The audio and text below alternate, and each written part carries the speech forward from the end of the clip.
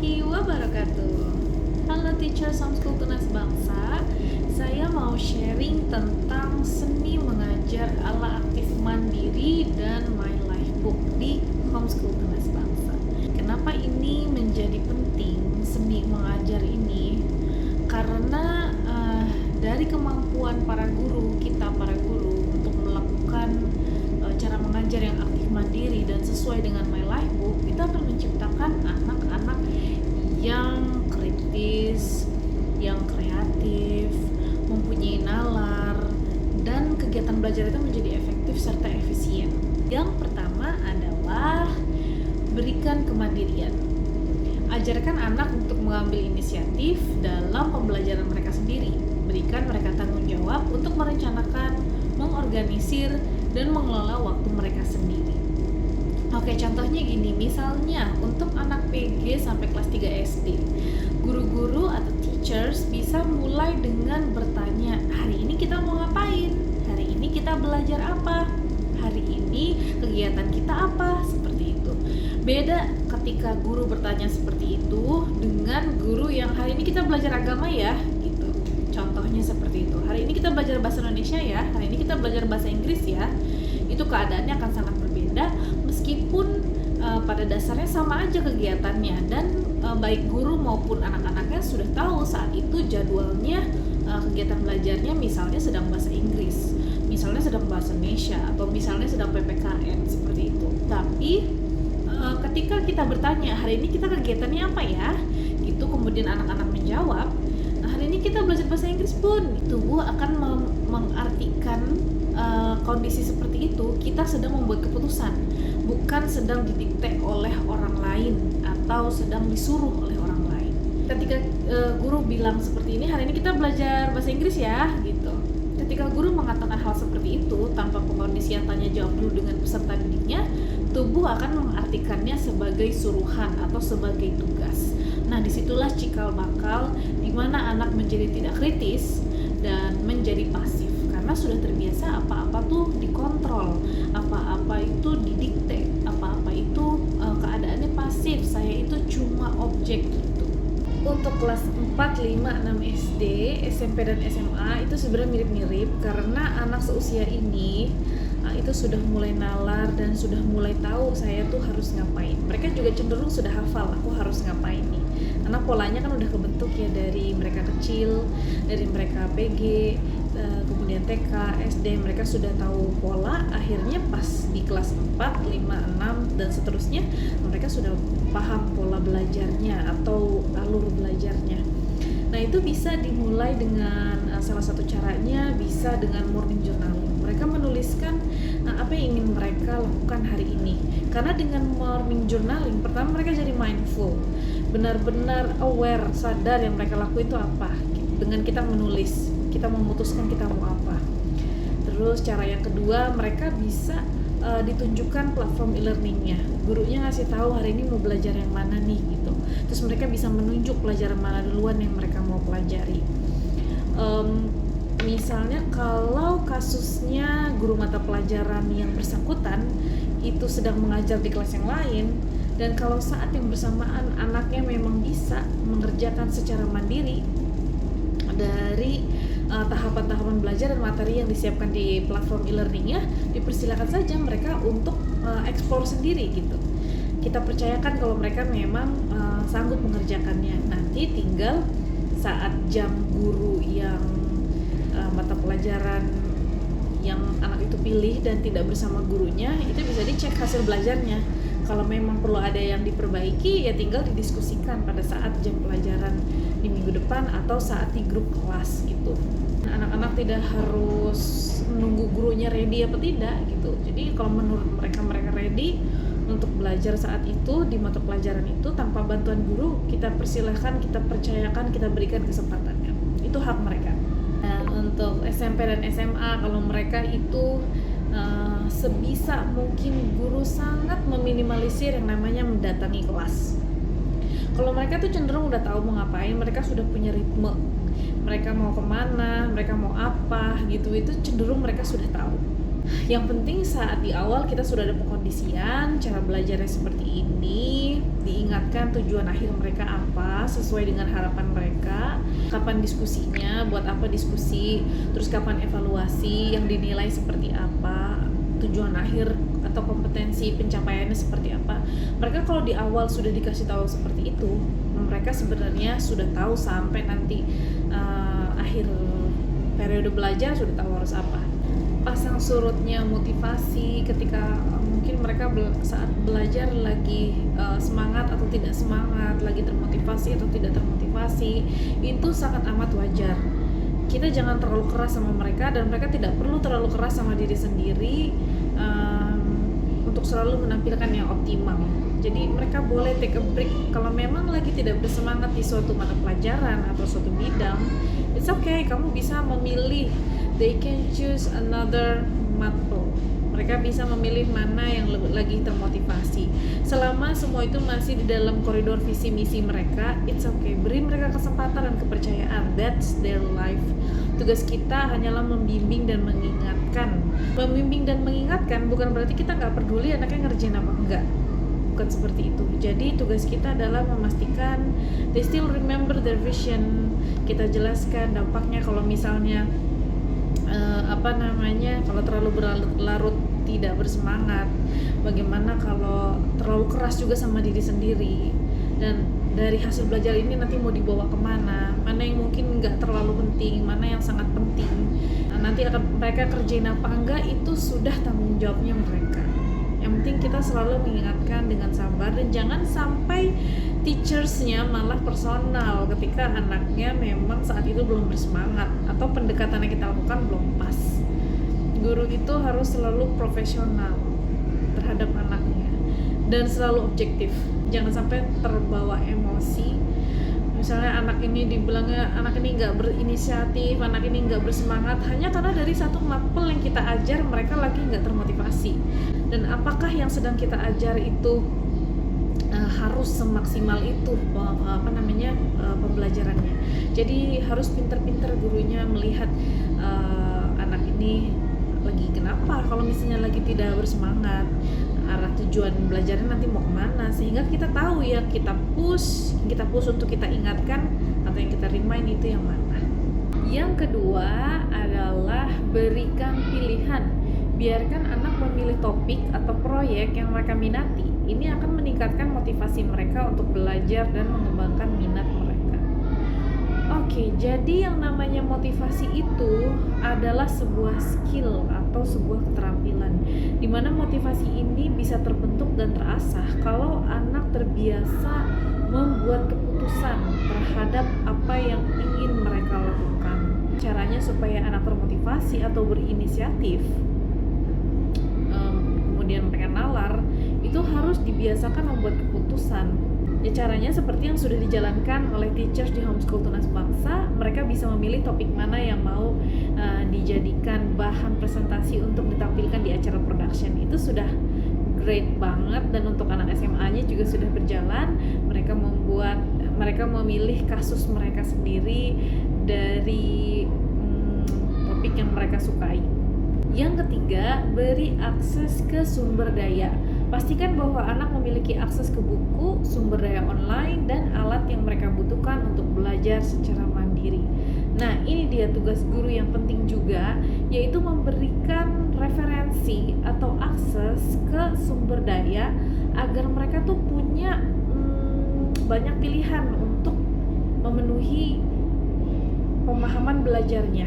Bisa melalui YouTube, bisa melalui Google, bisa melalui artikel, bisa ke perpustakaan nasional, bisa di buku, bisa melalui chat GPT.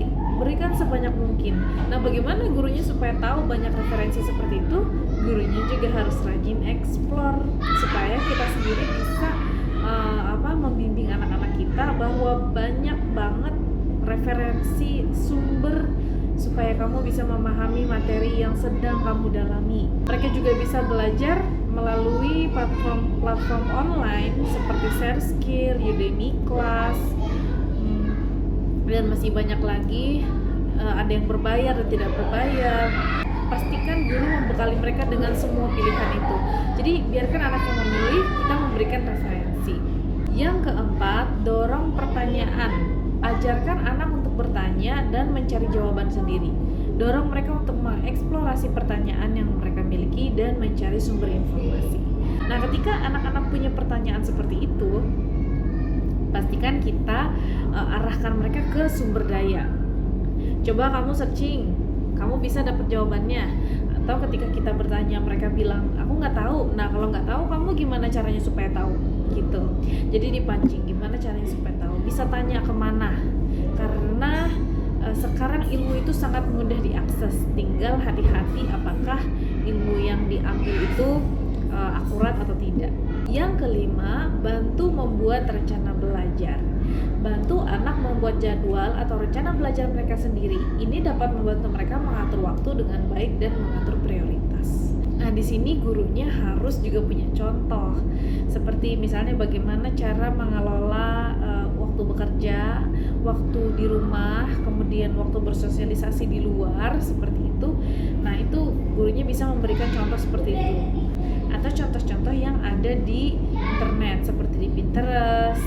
Itu banyak banget ide ya di Pinterest itu, karena guru-guru dari seluruh dunia mereka suka berbagi dan sharing cara-cara mereka mengajar di kelasnya, how to manage class, how to manage schedule, banyak banget di situ. Asal kita menggunakan keyword yang tepat, pasti ketemu banyak contohnya. Yang keenam, berikan umpan balik. Berikan umpan balik positif dan konstruktif untuk kemajuan mereka. Ini akan membantu mereka memahami area-area di mana mereka telah berhasil dan di mana mereka dapat meningkatkan. Kita bisa buka livebooknya anak-anak di jadwal tertentu. Teachers bisa bikin jadwal tertentu sama anak-anak. Kita sama-sama berdiskusi tentang my livebook masing-masing. Mereka kan pada journaling di digital. Ada yang journaling di buku, ada yang journaling di digital. Mereka semua buka livebooknya, kemudian diskusi.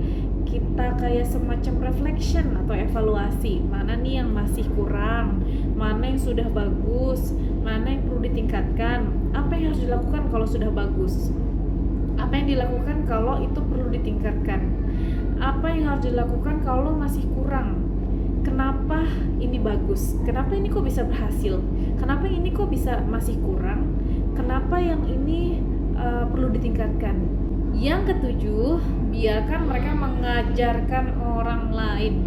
Ketika anak menjelaskan atau mengajar konsep kepada orang lain, mereka memperdalam pemahaman mereka sendiri. Dorong mereka untuk berbagi pengetahuan dengan teman atau saudara. Nah, ini yang sudah sering kita lakukan di acara production di akhir semester. Mereka bisa sharing apa yang sudah mereka pelajari hari ini, apa yang sudah mereka pelajari selama satu semester, baik dalam bidang pengetahuan umum, maupun keterampilan. Nah, itu juga bisa diperkecil, tidak perlu harus menunggu production, bisa juga pas di kelas itu ada presentasi-presentasi kecil. Untuk beberapa anak yang memang lebih unggul dari yang lain atau lebih cepat dari yang lain di suatu mata pelajaran, teachers bisa berikan kepercayaan ke mereka untuk maju ke depan dan sharing ke teman-temannya atau ajarkan teman-teman. Jadi tidak harus selalu kita yang mencontohkan atau mengajarkan. Ketika mereka dipanggil, itu akan menumbuhkan kepercayaan diri mereka. Kepercayaan diri itulah yang nantinya akan menjadi cikal bakal termotivasi dan berinisiatifnya mereka. Yang kedelapan, fasilitasi diskusi. Ajak anak berbicara tentang apa yang mereka pelajari. Diskusi dapat membantu mereka merenungkan informasi dengan lebih dalam. Oke, jadi di sini guru-guru or teachers bisa menyiapkan waktu kapan diskusi. Misalnya kita bagi ada saat pengkondisian, ada saat mereka melakukan belajar aktif mandiri, searching dari berbagai sumber, kemudian ada waktunya diskusi. Ada juga waktunya evaluasi. Bisa juga tidak harus dalam waktu-waktu atau jadwal tertentu. Guru datang secara tiba-tiba lalu bertanya, kamu udah sampai mana nih yang ini? Udah sejauh mana ngelatihnya? Atau tanya kasus-kasus mengenai mata pelajaran tersebut yang terhubung dengan mata pelajaran tersebut. Itu membuat mereka akan semakin mendalami materi yang sedang mereka pelajari itu. Yang kesembilan, ajarkan keterampilan kritis. Ajarkan keterampilan seperti pemecahan masalah. analisis, dan pemikiran kritis. Ini akan membantu mereka mengatasi tantangan dengan lebih efektif. Oke, jadi cara termudah untuk mengajarkan pikiran kritis adalah melihat sendiri langsung kasusnya, atau mempelajari sebuah kasus, atau mereka melakukan outing, melihat langsung ke lokasi. Kita juga bisa memberikan contoh kasus, misalnya kalau seperti ini keadaannya dan faktor-faktor X-nya seperti ini, apa opini kamu dan apa solusi dari kamu? Seperti itu. Anak-anak bisa diajak seperti itu, dibuatkan contoh-contoh kasus. Kemudian diambil juga kasus-kasus atau isu-isu yang tengah terjadi, mereka buat opini, lalu mereka buat solusi yang sangat detail dan spesifik sesuai gayanya mereka. Yang ke-10, jadikan pembelajaran menyenangkan. Pastikan pembelajaran tetap menyenangkan dan menarik. Anak yang menikmati pembelajaran akan lebih termotivasi untuk belajar secara mandiri. Ini gampang-gampang susah karena kadang guru itu harus pintar-pintar mencari beberapa pendekatan yang kalau misalnya tepat, anak itu bisa kayak ke-boost. Mereka itu ke-boost banget. Kayak contohnya aku ngajar PPKN. Pas mulai semesteran, kita melakukan diskusi awal, pengkondisian awal melalui online, mata pelajarannya ini, cara belajarnya begini, materinya ada sekian level. Awalnya mereka sama sekali gak termotivasi. Hampir Juli, Agustus, September, hampir 3 bulan mereka sama sekali gak termotivasi belajar itu. Bahkan pelajarannya kayak gak disentuh. Saya cuma ingatkan pembelajarannya. Kalau ada yang tidak paham bisa tanya sama Bunda Melati ya gitu. Terus mereka belajar, mereka minta, Bunda kita maunya ditemenin screening reading gitu. Jadi yang meng-highlight kata-kata yang sulit kemudian dicari bareng-bareng. Akhirnya saya temani mereka melakukan itu, tetap tidak termotivasi. Dicoba cara yang lain, mereka belajar aktif. Yaudah kita mau sendiri aja deh Kak, mau baca-baca sendiri. Tapi nggak di kelas, kayak di berbagai tempat gitu. Akhirnya saya izinkan cara seperti itu, tetap tidak termotivasi. Sampai akhirnya pas mereka tahu setiap evaluasi itu mereka naik level, mereka tiba-tiba ke-boost motivasinya. Ternyata pendekatannya mereka adalah mereka senang hal-hal yang kompetitif. Jadi kalau pembelajarannya dibuat seperti kompetisi, naik level gitu dibuat. Jadi kan seolah kalau levelnya, bukan seolah sih, yang levelnya tinggi itu kan terlihat kayak lebih pintar gitu ya. Nah mereka ternyata motivasinya ada di situ, ke-boostnya di situ. Jadi memang perjuangan guru adalah menemukan pendekatan yang tepat. Yang ke-11, modelkan pembelajaran mandiri. Jadikan diri Anda atau kita teachers sebagai contoh dengan menunjukkan bahwa Anda juga belajar dan mencari pengetahuan baru secara mandiri. Nah itu kita juga bisa memberi contoh. Misalnya kalau saya di kelas Livebook, sebelum saya memimpin morning journaling ke anak-anak, saya selalu share dulu punyanya saya. This is my plan for today gitu. And what is your plan guys? Secara tidak langsung kita kan mau mengkomando anak-anak untuk melakukan morning journaling, tapi bagaimana caranya supaya kita tidak mendikte, atau bagaimana caranya kita tidak menyuruh, bagaimana kita juga memberikan contoh bahwa ini adalah hal yang saya lakukan juga karena ini bagus, bukan kita hanya terapkan ke anak-anak atau ke peserta didik. Jadi seperti itu cara saya buatkan dulu punya saya, this is my plan, I want to do this and all of this for my day gitu. And what is your plan guys? If you have any plan, can you share it to the group so the group will motivate or something like that. Atau kalau anak-anak lagi digencarin baca buku, saya sendiri juga posting reading book, terus saya share ke HSTB students, kami ini lagi baca buku ini nih, seru banget nih tentang motivasi, ternyata motivasi kayak gini, kalian lagi baca buku apa nih gitu, seperti itu. Yang ke-12, biarkan mereka mengatasi kesalahan. Ingatkan anak bahwa kesalahan adalah bagian dari proses pembelajaran. Biarkan mereka mengatasi kesalahan dan mencari solusi. Jadi guru-guru, ketika kita melihat anak kita berbuat salah, atau sesuatu yang tidak sesuai, jangan mencap mereka sebagai anak bandel atau anak tidak disiplin. Kalau mereka selalu berbuat benar atau tidak pernah berbuat salah, mereka tidak akan masuk sekolah. Dan mereka tidak butuh kita teachers. Jadi ketika mereka berbuat kesalahan, jelaskan kepada anak-anak bahwa ini adalah bagian dari proses belajar. Nah, ketika kamu melakukan kesalahan seperti ini, apa yang harus kamu lakukan supaya menjadi pribadi yang lebih baik? Atau bagaimana caranya supaya kesalahan ini tidak terulang lagi? Atau apapun, intinya kita jangan judge duluan. Kita ajak diskusi ke mereka bareng-bareng, pancing dengan pertanyaan sampai akhirnya mereka sendiri membuat solusi untuk permasalahan mereka. Dan yang ke-13 atau yang terakhir, berikan dukungan emosional. Berikan dukungan dan dorongan emosional. Anak yang merasa didukung akan lebih percaya diri dalam pembelajaran mereka. Oke, jadi kayak sesimpel "Gan but the children, good luck. I hope you can be better self with your project. Wow, your project is amazing." Sesimpel-simpel itu membangkitkan emosi positif mereka. Berikan kesempatan juga kepada anak-anak untuk bercerita, "This is my project, teacher." Terus teachersnya lakukan sebisa mungkin untuk memfasilitasi itu. Guru bisa bertanya ke kepala sekolah atau ke bendahara, kira-kira saya bisa nggak ya mensupport anak saya, mereka lagi project ini, saya mau memfasilitasi mereka seperti ini. Misalnya kayak anak-anak kelas 12 ya, sekarang mereka udah kelas 12. Anak-anak kelas 12 itu ada yang belajar tentang 3D. Nah, karena kita melihat mereka sangat antusias di pelajaran 3D, kita maju ke bendahara untuk bilang kita mau beliin mereka mesin printing 3D.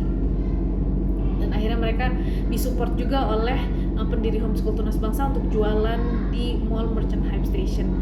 Hal-hal semacam itu adalah hal yang sangat penting, karena memberikan mereka dukungan seperti itu akan membangkitkan motivasi mereka. Kalau motivasinya sudah terbentuk seperti itu, inisiatifnya juga akan lancar. Oke, itu semua adalah beberapa contoh seni mengajar ala aktif mandiri dan My Life Book-nya Homeschool Tunas Bangsa. Semoga saya sendiri dan semua teachers di Homeschool Tunas Bangsa senantiasa mendukung seni ini, seni mengajar ini, supaya kita semakin menjadi tenaga pendidik yang sejatinya tenaga pendidik. Bahwa kita adalah fasilitator, kita adalah pendukung, kita melayani anak-anak kita, karena mereka adalah generasi yang kita harapkan. Sekian dari saya. Wassalamualaikum warahmatullahi wabarakatuh. Bye bye teachers.